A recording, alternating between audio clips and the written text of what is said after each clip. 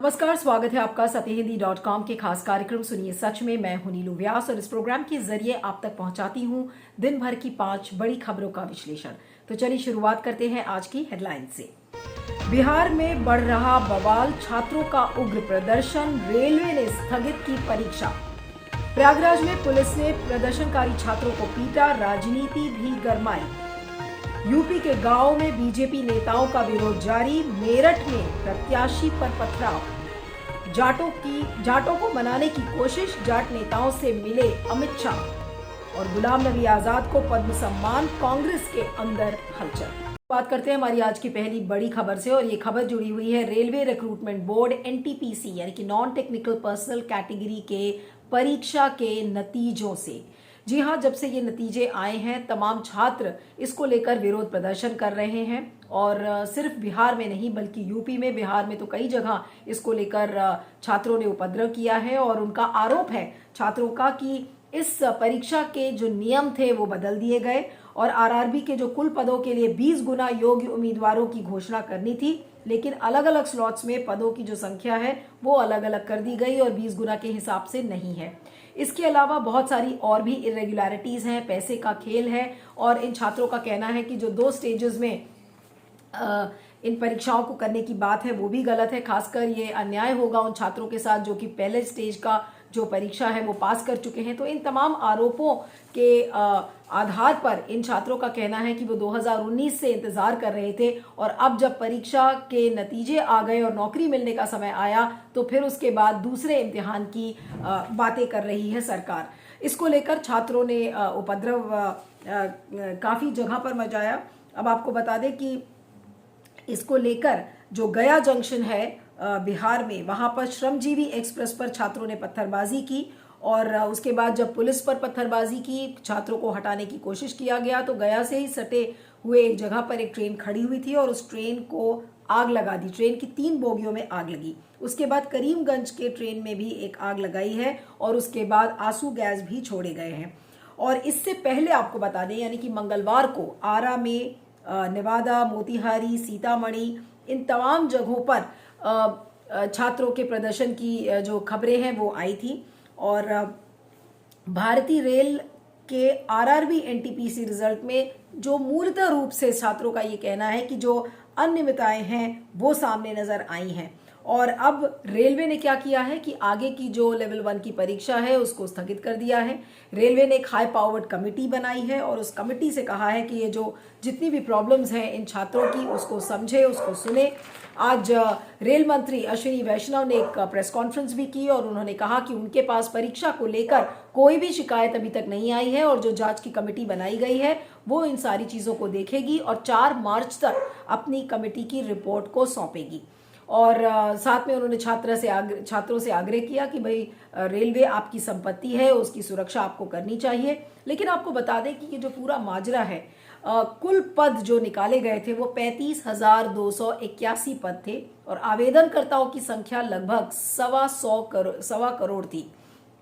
तो उसके हिसाब से आप देख सकते हैं कि कितने लोग नौकरी के इंतजार में बैठे थे। लेकिन इस आंकड़े के फेर में किस तरीके से अनियमितताएं देखी गई हैं, इरेगुलरिटीज देखी गई हैं, परीक्षा के नियमों से खिलवाड़ किया गया है और नौकरी का झांसा एक तरीके से सरकार ने दिया है।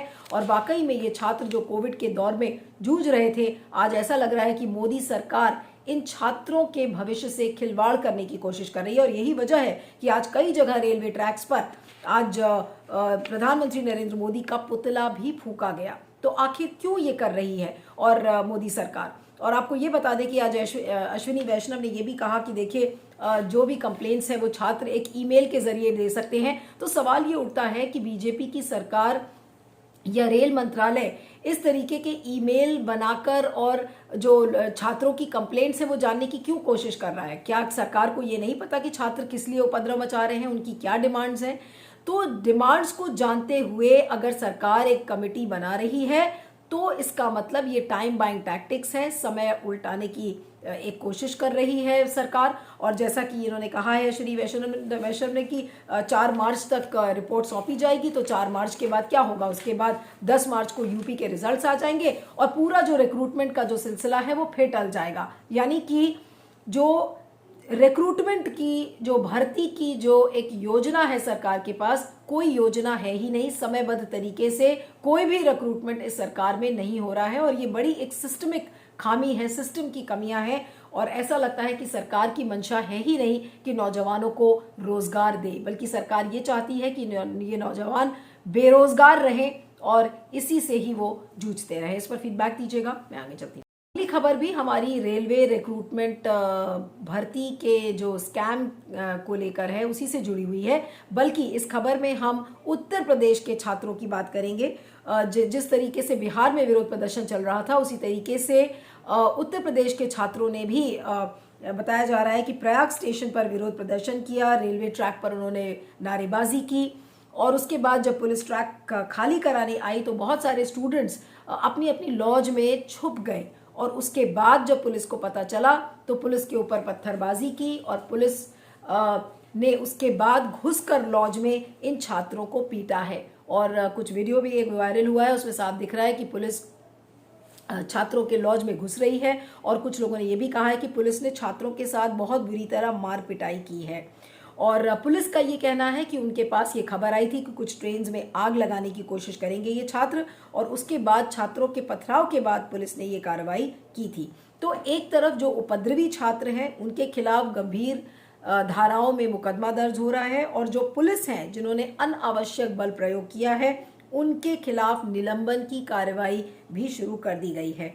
और बिल्कुल ऐसा लग रहा है कि जो रोजगार मांगना है इस देश में अपराध हो गया है, क्योंकि ये छात्र सिर्फ रोजगार मांग रहे हैं, नौकरी मांग रहे हैं कि उनको नौकरी चाहिए। और ये कोई ऐसी नौकरी नहीं है जिसमें कि लाखों रुपए की सैलरी देनी है। मिड लेवल एम्प्लॉयज हैं जो कि नौकरी मांग रहे हैं, लेकिन नौकरी मांगना ऐसा लग रहा है कि अब अपराध सा लगने लगा है। इसको लेकर राजनीति भी गर्मा गई है, यूपी कांग्रेस भी काफी सक्रिय हो गई है और उसने लिखा है कि देखिए कितनी दमनकारी सरकार है। उसके बाद समाजवादी पार्टी ने भी लिखा है कि हर कदम पर दमन करने वाली बीजेपी सरकार को अब युवा पलट देंगे। तो जाहिर सी बात है कि ये जो विपक्षी पार्टीज इतने दिनों से सो रही थी, जो काशी मथुरा और मंदिर की बातें करती हैं बीजेपी के झांसे में आने के बाद, तो यही विपक्षी पार्टीज को अब एक और नया मुद्दा मिल गया है जिसके चलते वो बीजेपी को घेरेंगे। तो सवाल ये उठता है कि सत्ता पक्ष तो गलत है ही, क्योंकि उन्होंने नौजवानों के रोजगार के लिए कुछ नहीं किया, लेकिन विपक्षी पार्टीज जिनको ये पता है कि बेरोजगारी इतना बड़ा मुद्दा है,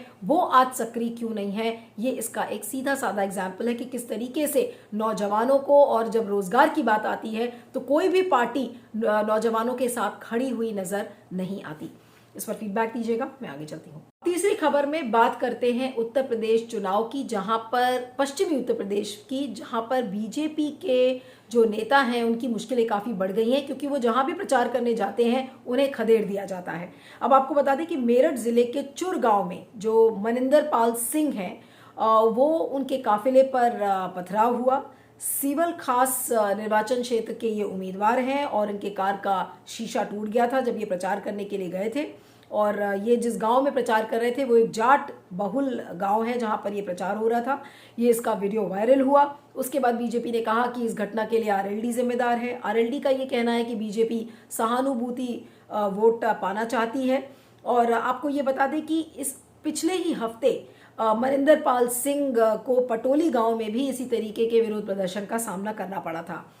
और ये नाराजगी उस दिन से है जब से उनके नाम की घोषणा की गई है, यानी कि जो पार्टी के कार्यकर्ता हैं वो इनके नाम की उम्मीदवारी से खुश नहीं है। उसी तरह से संभल जिला जो है पश्चिमी उत्तर प्रदेश का, वहां पर असमोली से बीजेपी के प्रत्याशी हरिंदर सिंह रिंकू वो शकरपुर गांव में प्रचार कर रहे थे और उसके बाद गांव वालों ने पहले से ही मन बना लिया था कि वो जब प्रचार करने आएंगे तो उन्हें भगा दिया जाएगा, उन्हें प्रचार नहीं करने देंगे। और वहां पर एक वीडियो वायरल हुआ है जिसमें कि जो तमाम गांव वाले हैं वो उन घटनाओं को याद कर रहे हैं कि किस तरीके से गाजीपुर बॉर्डर पर कीले और बैरिकेड्स लगा दी गई थी, किसानों पर फायरिंग की गई थी। और ये घटना को याद करते करते इन किसानों ने ये कहा है कि हम हरिंदर सिंह रिंकू को नहीं आने देंगे। और आपको बता दें कि हरिंदर सिंह रिंकू समाजवादी पार्टी में भी रह चुके हैं, बीजेपी में और उसमें बीएसपी में भी रह चुके हैं। और रिंकू ने ये कहा था कि मेरे पास किसान बनकर कुछ लोग आए थे और उसके बाद उन्होंने विरोध करना शुरू किया, लेकिन ये विरोध प्रदर्शनकारी कोई और नहीं बल्कि समाजवादी पार्टी के लोग थे। उसी तरह से पिछले दिनों हमने देखा था खतौली में विक्रम सिंह सैनी का विरोध हुआ था। तो जाहिर सी बात है कि जो पश्चिमी उत्तर प्रदेश है का जो इलाका है जहां पर जाट समुदाय बहुत सक्रिय है, ऐसा लग रहा है कि उनकी नाराजगी बीजेपी के प्रत्याशियों से है। और जाहिर सी बात है कि जो कृषि कानून को लेकर जिस तरीके की नाराजगी थी, तो कृषि कानून रद्द तो कर दिए गए हैं, लेकिन किसान ऐसा लग रहा है कि उन्होंने बीजेपी को बख्शा नहीं है और बीजेपी के उम्मीदवारों से खासी नाराजगी उनकी नजर आ रही है। तो क्या होगा पश्चिमी उत्तर प्रदेश में? क्या बीजेपी का जहाज पश्चिमी उत्तर प्रदेश में डूबता हुआ नजर आ रहा है? इस पर फीडबैक दीजिएगा, मैं आगे चलती हूँ। अगली खबर में भी बात करते हैं पश्चिमी उत्तर प्रदेश की, और जी हाँ, जहां पर 253 जाट नेताओं से गृह मंत्री अमित शाह मिले और आज गणतंत्र दिवस की जो परेड थी उसके बाद ये मीटिंग हुई और जो बीजेपी सांसद प्रवेश वर्मा के घर पर ये मीटिंग हुई थी। और बताया जा रहा है कि समस्याएं जितनी भी इन जाट नेताओं की थी, उनकी नाराजगी, इन सारी बातों पर अमित शाह ने उनसे बातचीत की है। और आपको बता दें कि इस बार पश्चिमी उत्तर प्रदेश में आरएलडी और समाजवादी पार्टी जाट और मुस्लिमों का गठजोड़ बनाने की कोशिश कर रहे हैं और बीजेपी को पटकनी देने की पूरी तैयारी में है। और आपको बता दें कि जो पश्चिमी उत्तर प्रदेश है वहां पर जाट बेहद प्रभावी समुदाय है और 2017 में भी बीरेंद्र सिंह के घर पर अमित शाह ने इस तरीके की मीटिंग की थी। तो जाहिर सी बात है कि अमित शाह को ये पता है कि अगर 1 to 1 वो बातचीत नहीं करेंगे, समस्याओं को नहीं समझेंगे, तब जाट जो समुदाय है वो बीजेपी को नहीं बख्शेगा। लेकिन अमित शाह अब क्यों बात कर रहे हैं? जिस समय कृषि कानून को लेकर किसान आंदोलन चल रहा था, उस समय मोदी जी ने या अमित शाह ने बातचीत क्यों नहीं की? क्या देर तो नहीं हो गई? और क्या पश्चिमी उत्तर प्रदेश में बीजेपी को, और खासकर जाट समुदाय है जिसको साधने में लगे हुए हैं अमित शाह, जिसको साधने में लगी हुई है बीजेपी, क्या उनको साधने में देर कर दी है बीजेपी ने? क्योंकि जमीन ऐसा लग रहा है कि उनके पैरों से खिसक चुकी है। फीडबैक दीजिएगा, मैं आगे चलती हूँ। खबर में बात करते हैं जम्मू कश्मीर के पूर्व मुख्यमंत्री और कांग्रेस के वरिष्ठ नेता गुलाम नबी आजाद की। जी हां, गुलाम नबी आजाद कांग्रेस के वो पहले नेता हैं जिन्हें की मोदी सरकार ने पद्म भूषण से नवाजा है। और आपको बता दें कि जम्मू कश्मीर में चुनाव में अब ज़्यादा टाइम नहीं है, चुनाव बहुत ज़्यादा दूर नहीं है और एक ऐसे समय में जम्मू कश्मीर के पूर्व मुख्यमंत्री, वो भी कांग्रेस के जो वरिष्ठ नेता हैं, G23 ग्रुप के लीडर माने जाते हैं, जो कि कांग्रेस से बहुत नाराज चल रहे थे, हाईकमांड से नाराज चल रहे थे, उनको अब बीजेपी सरकार पद्म भूषण दे रही है। और जैसा मैंने कहा कि ये कांग्रेस के पहले नेता हैं और अगर गुलाम नबी आज़ाद की बात करें तो मोदी जी ने इनकी पहले भी संसद के अंदर तारीफ की थी। उसके बाद पिछले बार हमने देखा था कि आज़ाद पिछले बार जब जम्मू कश्मीर में थे, ताबड़तोड़ रैलियां कर रहे थे, तो सोनिया गांधी को इससे भी काफ़ी हलचल मची थी कांग्रेस में कि क्या वजह है कि इस चीज़ को लेकर वो कितनी रैलीज कर रहे हैं। और प्रणब मुखर्जी को भारत रत्न दिया गया था, लेकिन वो अपने राष्ट्रपति होने के जो कंट्रीब्यूशन के लिए उन्हें भारत रत्न मिला था। लेकिन गुलाम नबी आज़ाद को पद्म भूषण मिलने से कांग्रेस के महकमे में काफ़ी हलचल है और जो कयास हैं वो अलग अलग तरीके से लगाए जा रहे हैं। और वो इसका कारण ये है कि इतने सारे लोग जो कांग्रेस छोड़कर बीजेपी में शामिल हो रहे हैं, चाहे वो ज्योतिरादित्य सिंधिया हो या जितिन प्रसाद हो या फिर कल RPN सिंह बीजेपी में शामिल हुए, तो उसके बाद ये कयास लगाया जा रहा है कि कहीं ऐसा तो नहीं कि जम्मू कश्मीर के जो पूर्व मुख्यमंत्री हैं गुलाम नबी आज़ाद, वो बीजेपी में शामिल हो रहे हैं। तो कांग्रेस में इसको लेकर काफ़ी हलचल है, जिसको लेकर आज जयराम रमेश ने ट्वीट भी किया है कि गुलाम नबी आज़ाद गुलाम नहीं बल्कि आज़ाद होना चाहते हैं। तो उन्होंने हिंट किया कि शायद ऐसा लग रहा है कि अब वो पार्टी छोड़ने के बिल्कुल तैयारी में है या मन बना चुके हैं और बीजेपी को पता है कि उनका जो अनुभव है वो जम्मू कश्मीर के लिए कितना अहम है। तो कांग्रेस से अगर गुलाम नबी आज़ाद पार्टी छोड़कर चले जाते हैं तो फिर से एक बार गुलाम नबी आज़ाद के ऊपर भी इस तरीके के आरोप लगेंगे कि वो मौका परस्त लीडर थे और उन्होंने ये देखा कि हवा बीजेपी के फेवर में बह रही है तो वो बीजेपी में चले गए। लेकिन कांग्रेस क्या करेगी, अपने जहाज को कैसे बचाएगी और बीजेपी क्या लोगों का मन जीत पाएगी गुलाम नबी आज़ाद के जरिए? ये सारे बड़े सवाल हैं, लेकिन ये सब अटकलें हैं, कयास लगाए जा रहे हैं अलग अलग तरीके से। लेकिन फिलहाल कांग्रेस के पहले नेता को पद्म भूषण दिया है मोदी सरकार ने। ये अपने आप में एक बड़ी खबर है। इस पर फीडबैक दीजिएगा। सुनिए सच की 5 बड़ी खबरों में इतना ही। आप मुझे ट्विटर पर फॉलो कर सकते हैं, मेरा ट्विटर हैंडल है @neelu317। आप देखते रहिएगा सुनिए सच और बने रहिएगा सत्य हिंदी पर। Thank you so much. सत्य हिंदी का ऐप डाउनलोड करें गूगल प्ले स्टोर पर।